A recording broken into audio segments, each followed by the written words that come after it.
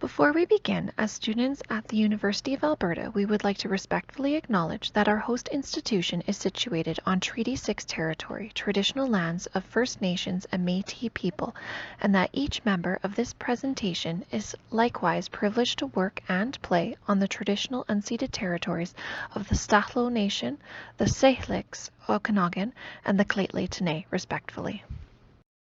Statements of policy aimed at increasing or bettering equity, diversity, and inclusion for marginalized patrons have become so ubiquitous in library information spaces that they in many instances have ceased to be effectual at all. This is due to libraries as institutions being more inclined towards the simple work of the optics of their EDI statements than the rigorous exercise of uprooting their own internal biases and reforming the institutions themselves into wholly equitable, accessible, and welcoming spaces. This lack of true commitment to the policies outlined in EDI statements leaves marginalized communities in the library's patron base with little improvement and no recourse to make their spaces better. And the queer community is no exception to this. In this presentation, we intend to, with LIS scholarship on the subject as our foundation, move beyond standard and often purely symbolic efforts made by libraries to address equity, diversity, and inclusion, and recommend substantive actions libraries can take and philosophies libraries can adopt that will lead to meaningful service and environmental improvements for queer patrons. During the course of our presentation, we will be using some terms or abbreviations we would like to outline here. 2SLGBTQ+ refers to two-spirit, lesbian, gay, bisexual, transgender, queer, or questioning, and plus is inclusive of all other genders and sexualities. We have chosen to use this abbreviation as a move to honor truth and reconciliation, as two-spirit Indigenous peoples were present on Turtle Island, the land now known as North America, prior to colonization, and therefore should be represented first in the abbreviation. Transgender or trans is an identity of an individual who may not identify with their sex assigned at birth. Queer is a term being reclaimed by the 2SLGBTQ community because of its inclusive nature, referring to anyone non-heterosexual, non-cisgender, non-monogamous, or non-allosexual. Questioning is a term sometimes used by someone in the process of exploring their gender identity and/or their sexual orientation. Gender nonconforming, or GNC, is a term under the trans umbrella referring to individuals who do not conform to society's expectations for their gender roles or gender expression. Ally is a person who supports and celebrates the 2SLGBTQ+ identities, interrupts and challenges oppressive remarks and actions of others, and willingly explores heterosexist and cis-centric biases within themselves. Some excellent resources can be found through the Vancouver Public Library's trans, non-binary, and two-spirit resources to familiarize yourself with terminology. Queer theory is incredibly broad and covers a range of ideas that sometimes come into competition with each other, but is generally united by the idea that sexual activity, orientation, and identity are social constructs, and that our idea of these things as fixed should be scrutinized. Fluidity of sexuality, gender, and identity is central to queer theory, and, open quote, its focus on ambiguities is based on deflating notions of stable and correlated sexes, sexualities, and genders that has emerged specifically from lesbian and gay assessment of the post-structuralist perspective of identity development as an assemblage of multiple and unstable positions. A post-structuralist perspective emphasizes the importance of language, and our interpretation of queer theory in this context means acknowledging that sexual orientation and gender are fluid identities that shift over time, and that the language we use to describe them are tools to describe experience rather than the boxes we try to fit individuals into. This means that library services must be responsive and flexible to serve queer users.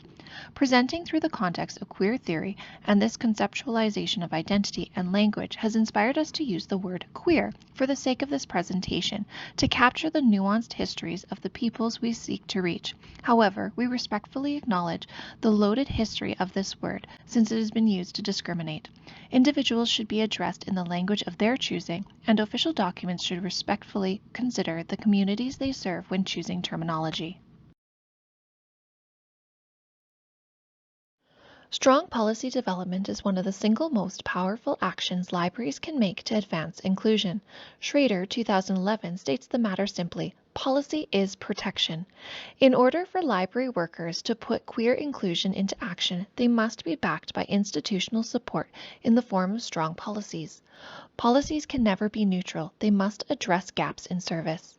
Policies and procedures that specifically mention SOGI, sexual orientation, gender identity, have been demonstrated to reduce discrimination, depression, and suicide attempts for youth in schools. Diversity and inclusion should not be a single policy, but an important consideration for every policy. Policies on codes of conduct and confidentiality/privacy, for instance, can also be used to support queer students. SOGI inclusion principles should also be woven across policies, such as the application of gender-neutral language. Libraries, like Edmonton Public Library, have built frameworks to support a community-led service philosophy.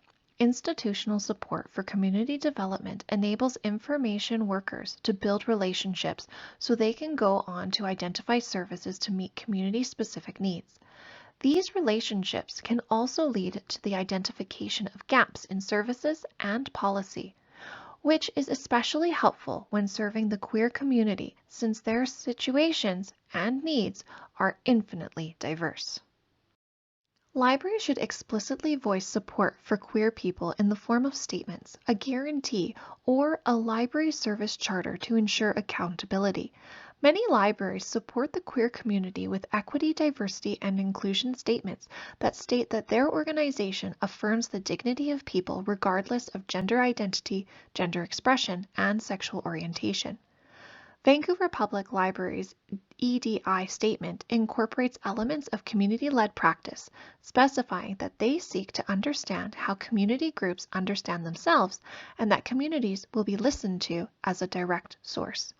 Keep in mind that intersectionality across statements and broad policies can often be incomplete or missing altogether. For instance, policies that limit access for unhoused patrons or that separate age groups negatively impact queer youth. Chosen name policies are essential for supporting trans and GNC users. Legal name changes can be difficult or even totally inaccessible.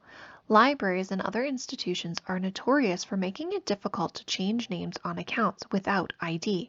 The devastating reality is that this combination leads to the misgendering and dead naming of trans and GNC users. The British Columbia Ministry of Education Policy Guide affirms, open quote, students have the right to self-identification, which includes the name by which they wish to be addressed and their preferred pronouns that correspond with their gender identity, end quote.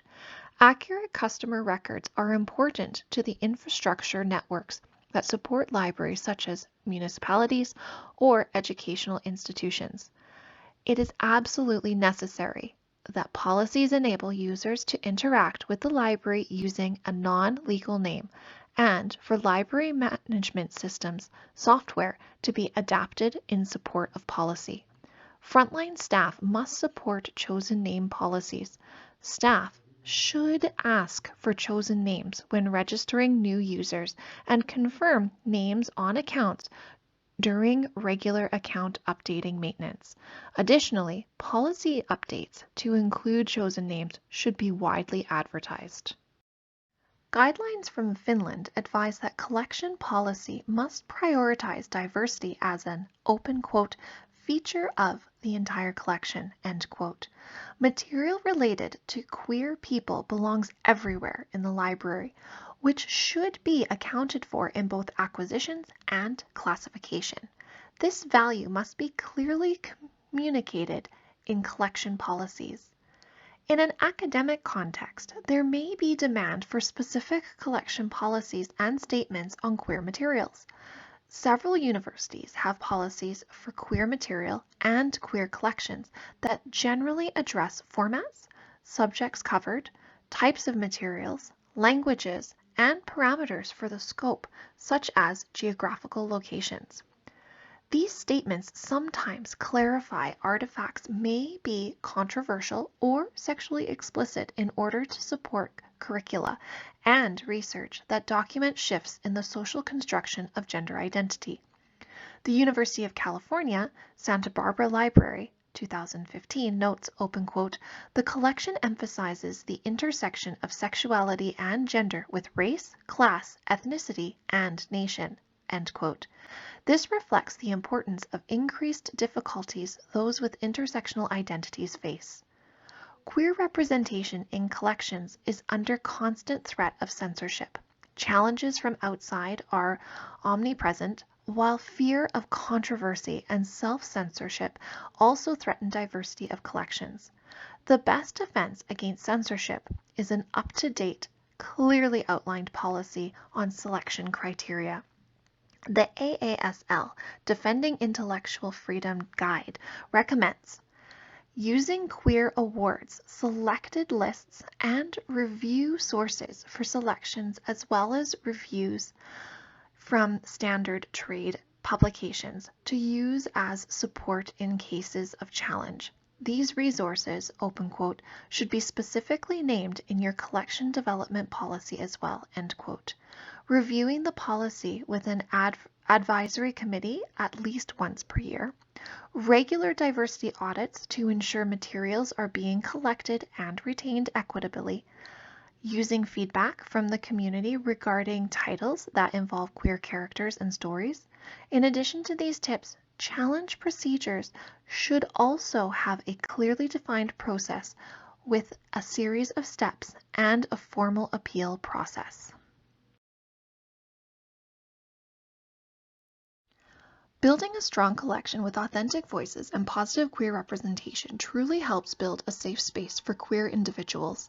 Kirkland, 2021, states, open quote, addressing lack of diversity in library collections has become an urgent priority in Canadian schools, and there is tremendous interest in conducting diversity audits of collections, end quote. When conducting a diversity audit, Duval, 2020, suggests 2 goals. First, focus on diversity of authors or illustrators and main characters using specific criteria including racialized, Indigenous, 2SLGBTQ+, and disabled voices. Second, use the data to inform purchasing decisions moving forward and perhaps provide data to publishers to push them to include more diversity in the authors they publish. A diversity audit does not have to be one-time opportunity. The American Library Association's Defending Intellectual Freedom document suggests the diversity audit should be an ongoing process. The audit is not only about adding resources to the collection, but weeding out the resources that do not fit the criteria of creating an inclusive environment. Libraries are advocates. If your patrons are looking for something specific that cannot be found, advocate with publishers. Tell them we need more resources that have more sexual orientations and gender identities represented. Publishers are releasing so many new and wonderful resources that include queer characters as main characters, as well as queer authors sharing their stories through authentic voices and experiences. When our patrons see themselves reflected in the library collection, they build a relationship and connection with the library space. If your library is not sure what is available, follow publication reviews. Talk to queer supportive agencies for recommendations. A library should be a warm, welcoming space, but there are a few additional steps that can be taken to encourage and ensure queer individuals feel welcome and at ease. Making the space feel comfortable is key. This can be accomplished with comfy chairs or couches that can be moved as necessary to accommodate different groups in different arrangements. Some library spaces include mindfulness corners that have yoga mats, calm down tools, and quiet music. Robinson suggests the integration of year-round displays. This can include, open quote, book displays, book lists, printed and digital, and the effective application of web resources to real-life challenges, end quote.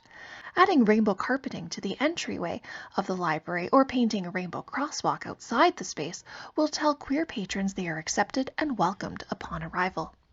Providing access to all genders' washroom facilities is another key aspect to ensuring a space is welcoming and accommodating.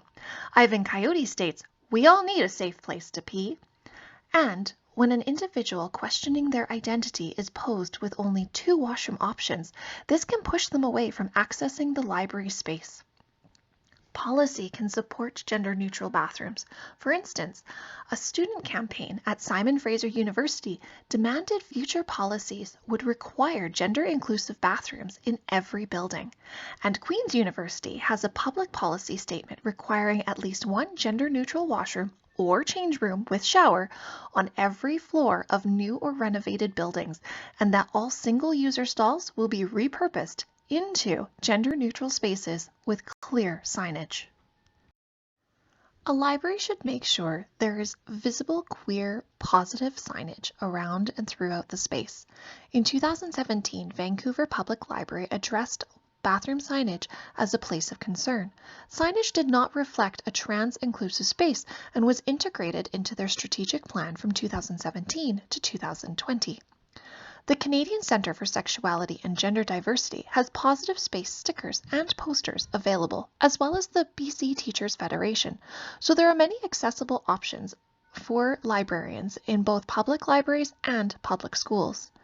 Ingham 2021 suggests that a library does not have to go over the top with creating a safe space, but can start with simple things like rainbows, safe space stickers, and rainbow flags. Some libraries have different flags hanging in their entryway, like the Pride or Progress Pride flag, trans and ally flags, which is a great way of signaling to queer patrons right upon entering that they are welcome and the space is as much theirs as anyone else. Once the library has a collection of queer content, how do your patrons locate the resources? There is a big debate around labeling queer literature. Libraries want to maintain an unbiased stance, but our queer patrons need to know they are represented and safe in the space. The pros to labeling the spines in a rainbow label or an LGBTQ+ sticker include easy access for patrons and librarians to find titles, especially if the literature is interspersed within the collection. However, the cons outweigh those pros. This makes queer literature an easy target for book banning, mature content, challenge titles, even vandalism. It's not discreet. The label may make the librarian look lazy. Queer is an identity, not a genre. And depending on the specific sticker used, it may not be accurate for all identities and orientations. There are other alternatives to spine labels. Using the purple dot system is an excellent option. This is a small sticker that can be or stay on the spine, but is easy for patrons to cover up if they don't want others to see, especially if they are still questioning their identity. Reader's Advisory, creating book lists and bookmarks for queer literature, but also including queer titles on all other book lists where relevant. Permanent displays, as mentioned before, in collaboration with interspersing the queer books within the stacks, having a display where queer literature is rotated through monthly. Adding new titles and the ones that haven't been signed out recently are a great start. Finding queer resources should not be a scavenger hunt, and as Sachs 2020 points out, sometimes patrons are not comfortable searching on the computers, which are too visible. Be an ally. Like the computer, sometimes patrons are embarrassed by what they are looking for. Creating a safe space where patrons feel comfortable asking where to find resources helps foster a trusting relationship. Libraries have a plethora of programs available for all ages, so why not include programming for diverse genders and sexualities as well? There are many possibilities for inclusive story times. Drag queen story time, queer author visits, and banned books all help children see themselves represented, build empathy for families that differ around the world. Roberts, 2017, also suggests changing up regular story times by changing the characters' names or pronouns and using gender-neutral vocabulary. Teen programming could include GSAs or teen advisory boards, QSA cafes, queer day camps, outreach to school GSAs, queering makerspace, games nights, crafting clubs, teen dances, art nights, ice cream socials, drag shows, or even cosplay building. Programming helps teens build resilience and a foundation to move into adulthood. It helps teens be proud of who they are and their identity. It helps them believe in themselves and acknowledge their authentic selves. It also helps teens collaborate, build leadership, planning, and organization skills, as well as connections with community networks, with gender-positive organizations, and other queer teens and queer adults.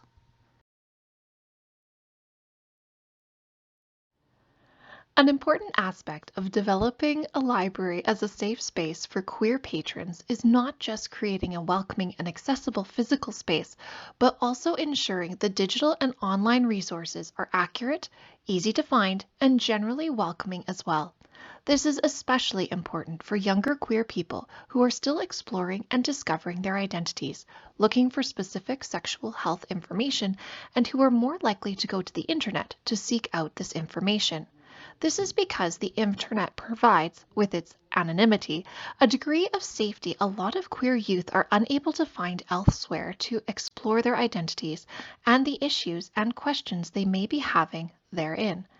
One of the major benefits of libraries for queer people then, particularly those who are younger and or may still be uncertain of their identities, is that a library can offer that relative anonymity, both in its physical space and its digital space, with its computers and internet access. Queer people often go to the internet first for information, particularly for sexual health information. For instance, a recent study polling young gay men in Toronto is consistent with this, with these men reporting that when looking for information on sexual health, in lieu of parents and school, they often place their trust in friends and their experiences, as well as information of Googled websites, often without ensuring the veracity of these sources. The library then becomes an essential space not just for anonymity and access, but for direction in finding the best information. While every generation is more tech-savvy and comfortable on the internet than the last, teens still lack fully developed critical thinking skills, which is where the guidance of libraries and librarians can step in to ensure information is informative and helpful. One straightforward way to steer queer patrons towards accurate and safe online resources is to create librarian-curated guides using platforms like LibGuides, so that patrons looking for these resources have a librarian-verified starting point. Another way librarians can step in and create safe digital spaces for queer youth is to offer resources from and about diverse voices and bodies, as many texts and resources are still created for and mostly by white queer folks. The internet access queer teens and youth have access to can often be filtered or censored in one way or another due to restrictions and filters at home or at school. One important way librarians can make their digital space safe for these groups is not to filter and or censor the information they need to find. Creating thorough and informative online resources for queer patrons is not just important for purely information reasons, though. It will also enhance how the patrons view the library space overall. A review of online resources offered by colleges and universities found a open quote, positive direct relationship, end quote, with a campus's climate and 2SLGBTQ+ resources offered on the web. While this study was limited to colleges and universities, it stands to reason that it would apply to public and public school libraries as well. One way of providing online information for queer patrons in a directed way is through the use of LibGuides. Georgia State University has an exemplary LibGuide dedicated to 2SLGBTQ+ studies. It has sections for books, periodicals, and films and TV. It also includes information on how to use the library's search and what terms to use and how to use them. The only issue, and this was found in research on resources for queer students at academic institutions, is that the LibGuide is buried in the library's website structure under Research Guides and then Special Collections and Archives. This in itself will make it difficult for students to find. Also, the LibGuide's title, including the word studies, could alienate people who may think the guide is only for those enrolling in the 2S LGBTQ+ curriculum. It is crucial that libraries offer digital resources not solely based on patron feedback, as data collection methods like surveys often do not receive a wide enough array of responses from marginalized communities like the 2SLGBTQ+ community. Digital resources should also be cultivated well in conjunction with physical resources for these communities. It is not enough to simply provide internet access and a few resource guides and assume a library's community of queer patrons have been served. Additionally, digital resources should not be hidden within other resources or guides, lest those unfamiliar with the library searches and hesitant to approach library staff are unable to find them. Overall, it is a simple and straightforward task. Digital resources for queer patrons need to be as welcoming, accessible, and informative as the physical collections and physical space are, if they are to be as useful and empowering as possible. A balance between fighting against censorship for vital online resources and communities, while also ensuring queer patrons are finding affirming and informative information about their identities and health, is the task at hand for librarians of all institutions that serve communities such as these. For our artifacts, our group will focus on 3 central components of this presentation in greater detail. This will include a sample policy document or EDI statement by Erica, a guide for creating inclusive spaces by Lisa, a 2SLGBTQ+ inclusive LibGuide by Tristan. The policy and procedure element will address EDI statements, hiring and recruitment, chosen name policies for trans and gender nonconforming users, guidelines for pronouns on pins and in email signatures, gender inclusive language, and clear policy for responding to censorship challenges to protect the collection. The guide for creating safe spaces will touch on collection development with authentic voices, the use of flags and symbols, whether to label queer resources, space design elements, and programming. The LibGuide will be presented as a resource that can be adapted across a broad range of library contexts and will provide introductory knowledge, links to prominent support and advocacy groups, lists of awards for queer media, recommended resources, and 2S LGBTQ+ databases that can be accessed through public and academic library memberships. Queer patrons need better, more meaningful support from their libraries and information organizations well beyond what is promised in EDI policy statements. It begins with actionable policy statements that clearly voice support for their queer patrons, but also include welcoming physical spaces, truly diverse physical collection development, and unrestricted access to digital resources many queer patrons often seek out first. Our presentation is a starting point to a conversation about developing safe spaces for queer patrons, not a final word. Thank you for taking the time to listen, and we look forward to the questions and conversations to follow. Let's see, Joe.